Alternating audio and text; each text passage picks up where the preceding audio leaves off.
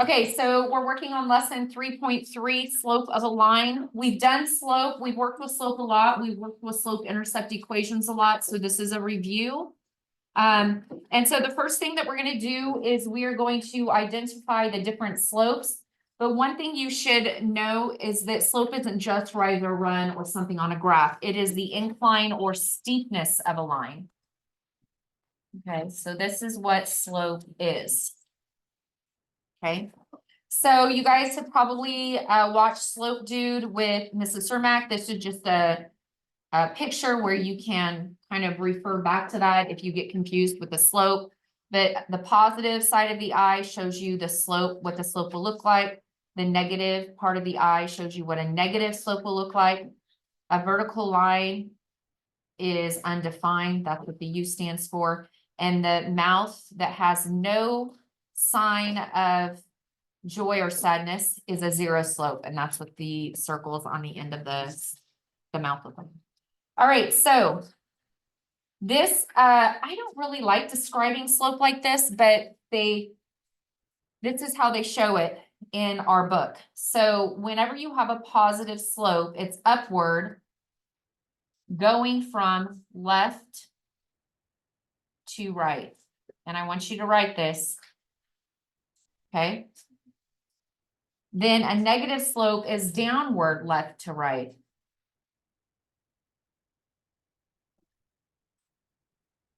A horizontal slope is straight across from left to right, and an undefined slope is up and down.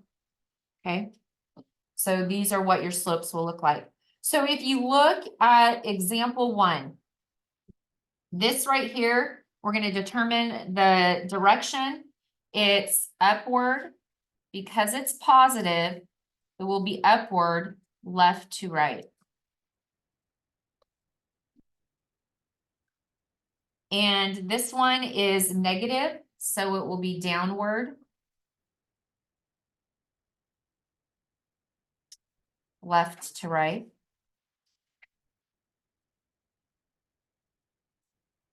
What is this one right here? 0/4. It's horizontal, and that means the slope is 0. But when your 0 is on the bottom, your line is vertical, and I want you to put undefined below it. And below horizontal, I want you to put 0. Okay. All right, so that's your vocab. That's how you identify slopes. Let's go to page 2. So we know how to find the slope of a line. But what happens when you have just ordered pairs and you don't want to graph it? And on your homework, when it asks you for the slope, you're not going to graph these points and use rise over run. You're actually going to use the slope formula. So up here, we have the slope formula. You're taking the change in y, so y minus y over the change in x, x minus x. So the official formula is this one right here. This is the official formula. But what I tell students is you really don't have to take the 2 minus the 1. You can take the first one minus the second one. But I am going to use this one, the official formula. And so I'm going to show you how to do that. Our formula to find m, which is our slope, is y2 minus y1 over x2 minus x1. And so what we're going to do is we're going to plug in our ordered pairs. This is why on the homework check, I asked you to identify the numbers in an ordered pair as either x or y. This ordered pair is x1 and y1. This ordered pair is x2 and y2. So all we do is we plug in, substitute those values into the slope formula to figure out what m is, our slope. And don't forget that you're always subtracting. So if you have to subtract a negative, you end up adding. So let's plug in our numbers. y2 is 11 minus y1, which is 2. All over x2, which is 3, minus x1, which is 0. And then we just solve this. 11 minus 2 is 9. 3 minus 0 is 3. And then we simplify that, and our slope is 3. Okay? Yes. Yes, but you don't need the 1. But you can put 3 over 1. Okay, let's do example. I'm going to go down and do the right or the left side, and then you guys could do the right side on your own. So let's do example 7. We have m equals y2 minus y1 over x2 minus x1. And I'm just going to plug in my values. So we have x1, y1, x2, y2. So let's plug those in. 7 is y2 minus y1, which is 2. x2 is 4 minus x1 is 1. Okay.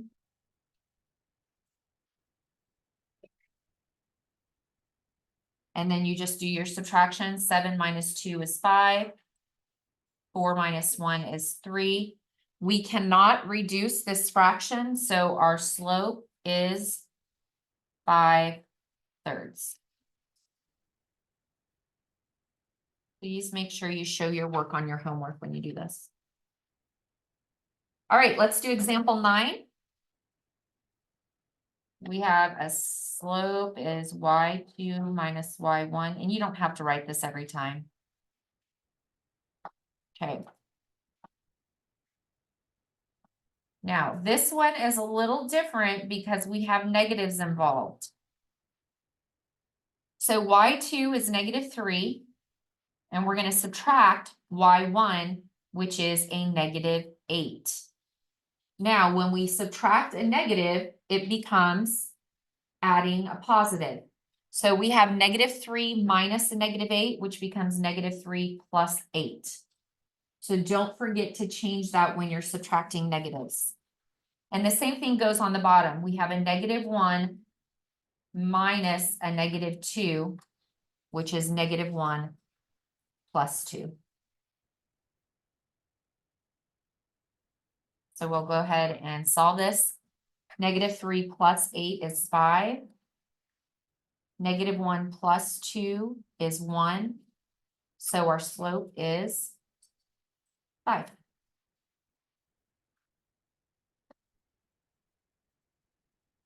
Any questions about that one? Okay, now we get to work with fractions. The process is the same.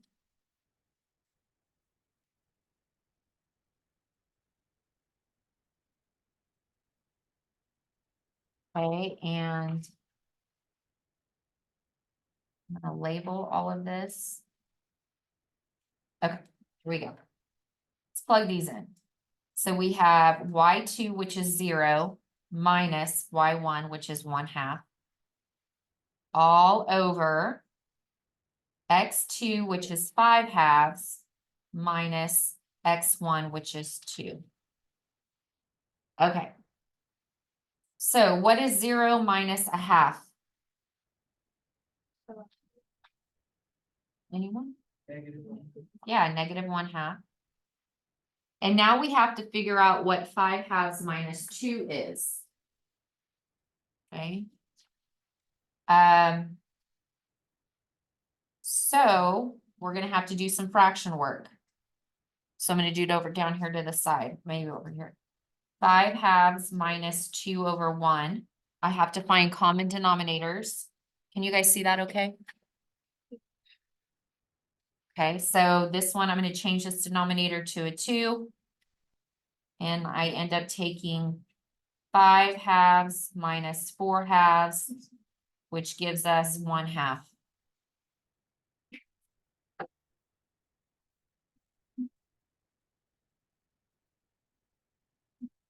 Okay, so what is -1/2 divided by 1/2? What is anything divided by itself? -1. Yeah, so if I were to have -2 divided by 2, it's gonna be -1. Well, -1/2 divided by 1/2 is a -1.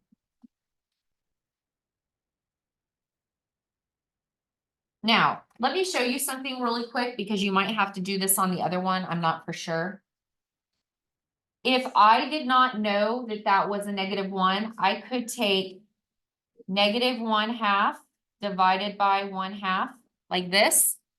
And if you remember anything about division, you know that you can't multiply fractions or divide fractions, so you multiply by the reciprocal. So this would be -1/2 times 2/1. Which gives you -2/2, which is -1.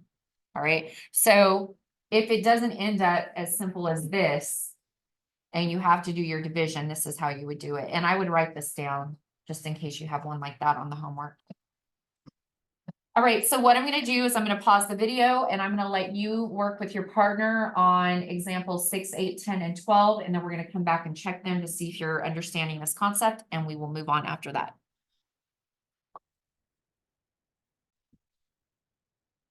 Okay, so here is 6, 8, and 10. So go ahead and check your answers. And if you have any questions, let me know.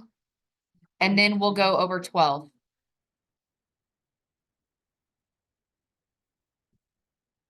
Are there any questions about these three?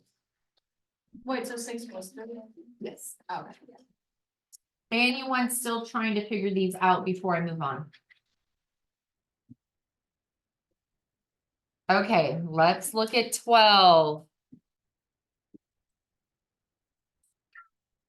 And let's see what you think about that one. I'm saying 19/11. Okay, why don't I do this one from the start? So remember, we're taking y2 minus y1 over x2 minus x1. Hey, listen up. You guys don't give up on problems like this. They are time consuming and you have to go back and remember how to work with fractions. So please watch. Please watch so that when you get to one like this on the homework, you're gonna know what to do. All right, so I'm gonna set this up. Y2. Shh. This is x1, y1, x2, y2. I'm gonna take, actually, I'm gonna come over here. I'm gonna take -5, which is y2, minus y1 is minus a -6/5. All over 9/5, x2 is 9/5, minus 4. Okay, so at this point, what I have to do is I have to set up my numerator and my denominator as separate problems. Okay, so I'm gonna get rid of this. So I'm gonna take my numerator, -5 minus a -6/5. And I know that when I subtract a negative, I'm gonna add them. And I'm gonna put my 5/1. And when you add fractions, you have to have common denominators. So I'm gonna have a common denominator of 5, which means I have to multiply both of these by 5. And I end up with -25/5 plus 6/5. Okay. And that gives me -19/5. So the top one, the numerator is -19/5. Now I have to set up my denominator. So this was my numerator. Now I'm gonna work on my denominator. It's 9/5 minus 4, and I'm gonna put a 1 under my 4. I still have to have, a common denominator of 5 again. So now I have 9/5 minus 20/5, which gives me a -11/5. So my bottom is -11/5. Now, all this is saying is that I'm now going to, oops, I need to pull this down. I'm now going to divide -19/5 by -11/5. So I'm dividing these two.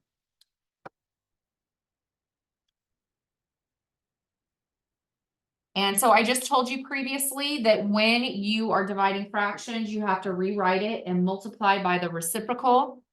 So we keep the first fraction. We change it to multiplication, and then we make this its reciprocal, which is -5/11. So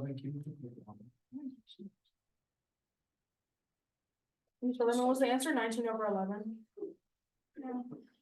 No, it's, okay, so now I'm gonna cross simplify, this becomes a 1 and a 1. And I end up with 19/11. And that is my slope. So this is my final answer. So are there any questions on that process? So. That's what I'm gonna actually get this. Okay, good, I'm glad. Okay, let's go ahead and go to page 3. Yes, I got. Yeah, that's really the headache.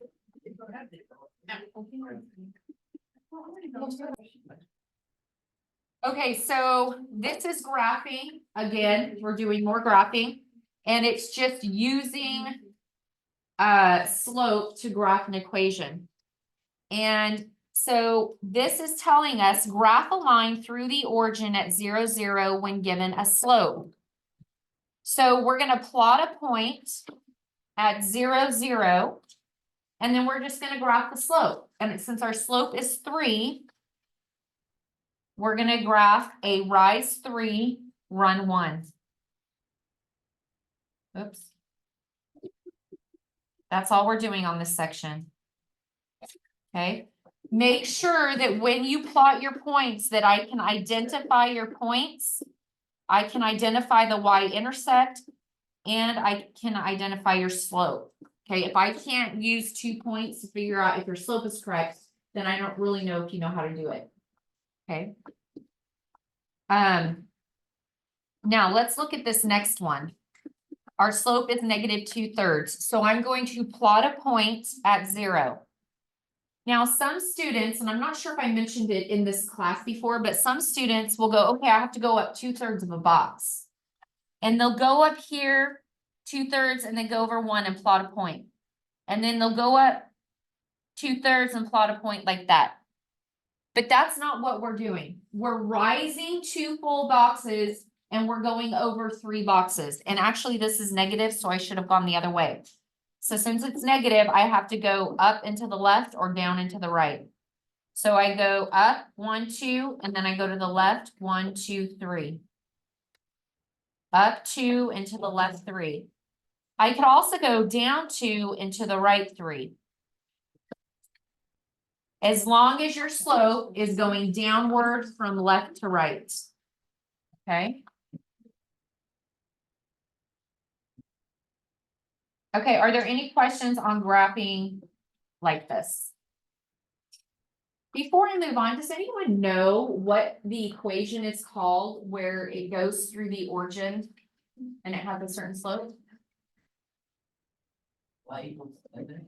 Yes, or kx, and you might have learned in pre-algebra that this is called a direct variation. Anytime you have a line going through the origin. All right, let's go to page 4. I am going to do one of these with you, and then you're going to do the other 3 on your own. So this is telling us we're going to plot a line when given a point and a slope. So the first thing you want to do is plot the point, and then you are going to graph the slope. Okay. Actually, this says start at the origin, but you're going to start at, cross this off up here where it says origin and put point. You're going to start at the point and graph the slope using rise over run. So I'm going to plot our point at 2, 4. 2, 4. This is in quadrant 1. And then I'm going to graph my slope of 2. And since my slope is 2, I'm going to rise 2 and run 1. So I'm going to go up 2 over 1, up 2 over 1, or I could go down 2 and over 1. Okay. And then I'm just going to draw my line.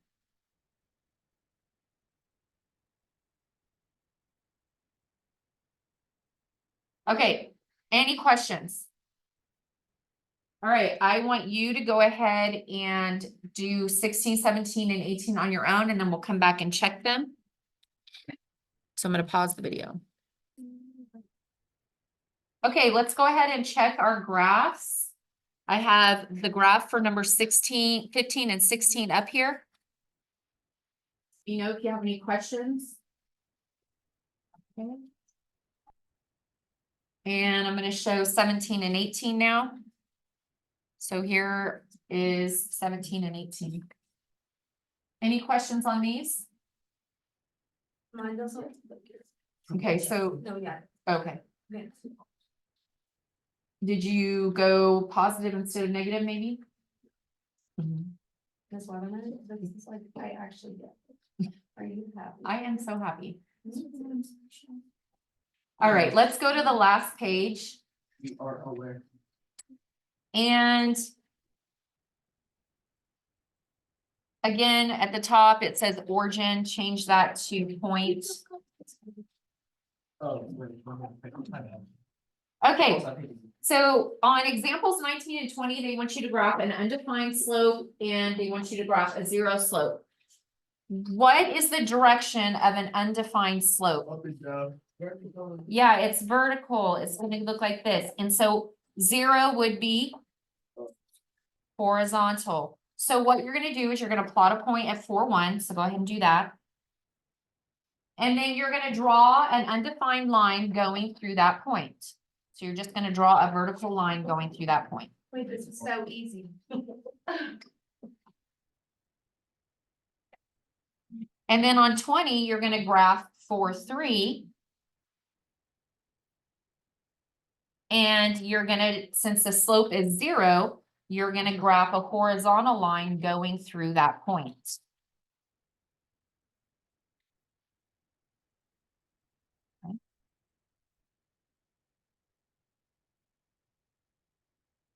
Okay, let's go down to the last two. I want you to find the slope of example 21 using rise and run. And when you are finding the slope, you just choose 2 points that cross an intersection. So you can use any 2 of these points. Just make sure that if you can simplify your slope, that you do.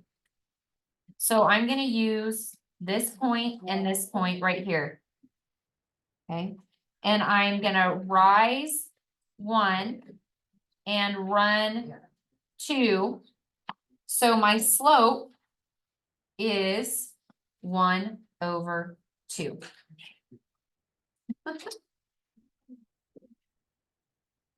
Okay, look at example 22. What happens if they don't give you points? So you have to like do it from the line and stuff, like.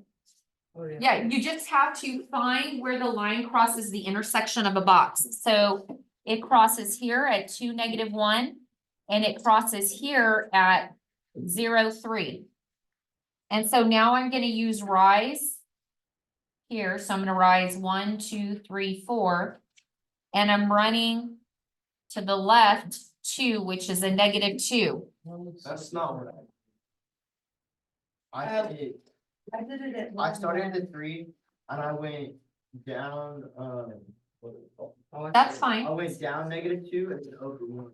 So is it? Oh, so you use this one. Yeah. No, it's 2/1. Yeah, so either way, this is -2 and 1, so. I said 4, -2, right?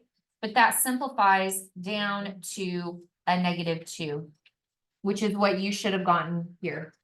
So either way it will work, you'll get the same slope. Oh, yeah.